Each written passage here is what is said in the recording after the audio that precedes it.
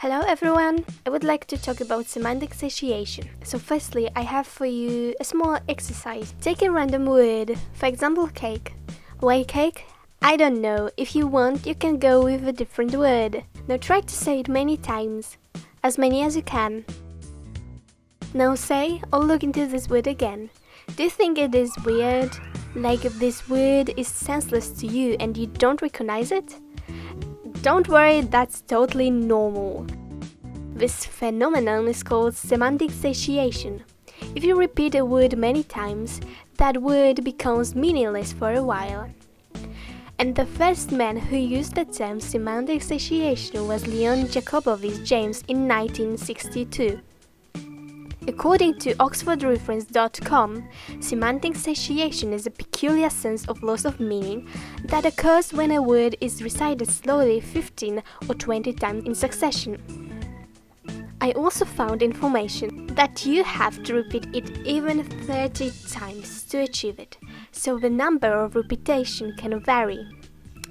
Well, I won't tell you how does it work because I'm scared that I would say something stupid. However, if you are interested in this whole complicated process that happens in our brains, I will leave you some nice videos in the description. Now let's get into some examples in culture. Edgar Allan Poe is an American writer who was the father of modern detective fiction. In his work called Bernice, published in 1835, a main character suffers from monomania, and one of the things he does because of his illness is repeating words. It is written to repeat monotonously some common words until the sound, by dint of frequent repetition, agrees to convey any idea whatever to the mind.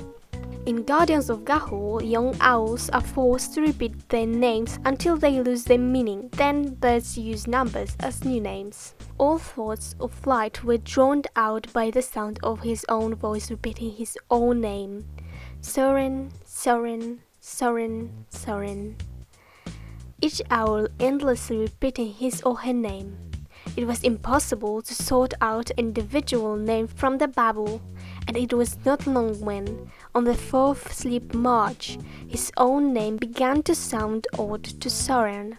Within another 100 or so times of repeating it, it seemed almost as if it was not a name at all. It was merely a noise, and he, too, was becoming a meaningless creature with no real name, no family, but maybe a friend? A name endlessly repeated became a meaningless sound. It completely lost its individuality, its significance. It would dissolve into nothingness. In an American sitcom Friends, in the episode The One with the Stoned Guy, there is a scene where a guy says tartlets for 3 times and then says that the word lost all its meaning. Tartlets. Tartlets. Tartlets. Word has lost all meaning. In the episode Radioactive Man of an American cartoon Simpson, Milhouse says that motto of Radioactive Boy, Jiminy Jillikers, is repeated so many times that it lost all its meaning. And making movies is so horribly repetitive. I've said Jiminy Jilliker so many times the words have lost all meaning. We've got to do the Jiminy Jillikers scene again, Milhouse. But we already did it. It took 7 hours, but we did it. In a cartoon titled Adventure Time, there is a character who says fun so many times in a row that the word starts to sound weird. Girls love fun more than anything. Fun, fun, fun. If you can show Bubblegum that you're fun, she'll defs want to go to the movies with you. You said fun so much, it sounds all weird now.